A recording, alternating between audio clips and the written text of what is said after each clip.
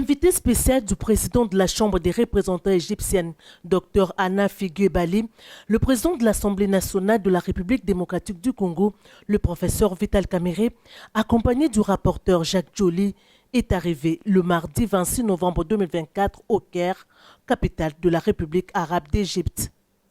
À l'aéroport international du Caire, le professeur Vital Kamerhe a été accueilli par le secrétaire général de la Chambre des représentants égyptienne, Ahmed Ezzat Manaha, et l'ambassadeur de la République démocratique du Congo en Égypte, Kassongo Musenga Jean-Baptiste.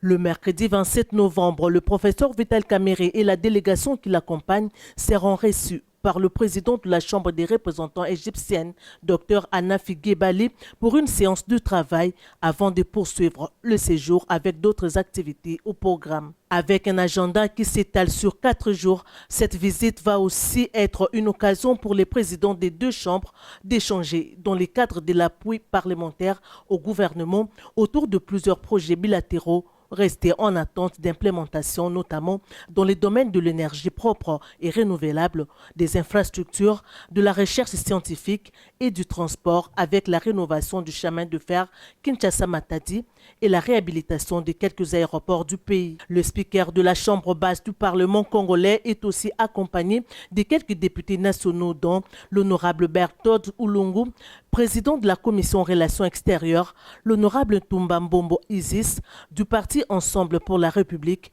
l'honorable Dibandi Nzondomio, du réseau des jeunes parlementaires, ainsi que de l'honorable Abdallah Penembaka de AAUNC.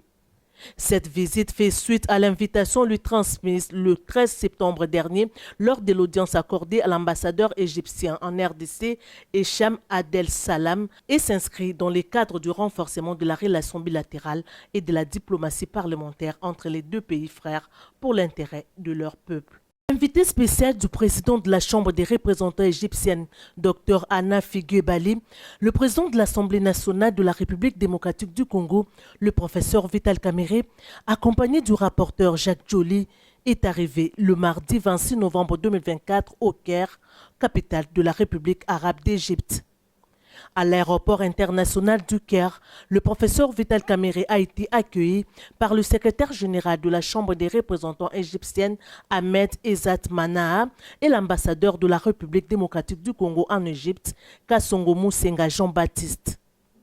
Le mercredi 27 novembre, le professeur Vital Kamerhe et la délégation qui l'accompagne seront reçus par le président de la Chambre des représentants égyptienne, Dr Anafi Guebali, pour une séance de travail avant de poursuivre le séjour avec d'autres activités au programme. Avec un agenda qui s'étale sur 4 jours, cette visite va aussi être une occasion pour les présidents des deux chambres d'échanger dans le cadre de l'appui parlementaire au gouvernement autour de plusieurs projets bilatéraux restés en attente d'implémentation, notamment dans les domaines de l'énergie propre et renouvelable, des infrastructures, de la recherche scientifique et du transport, avec la rénovation du chemin de fer Kinshasa-Matadi et la réhabilitation de quelques aéroports du pays. Le speaker de la Chambre basse du Parlement congolais est aussi accompagné de quelques députés nationaux, dont l'honorable Berthold Oulungu, président de la Commission Relations extérieures, l'honorable Tumba Mbombo Isis, du parti Ensemble pour la République,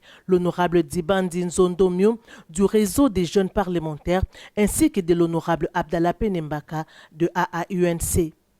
Cette visite fait suite à l'invitation lui transmise le 13 septembre dernier lors de l'audience accordée à l'ambassadeur égyptien en RDC, Hicham Adel Salam, et s'inscrit dans le cadre du renforcement de la relation bilatérale et de la diplomatie parlementaire entre les deux pays frères pour l'intérêt de leur peuple.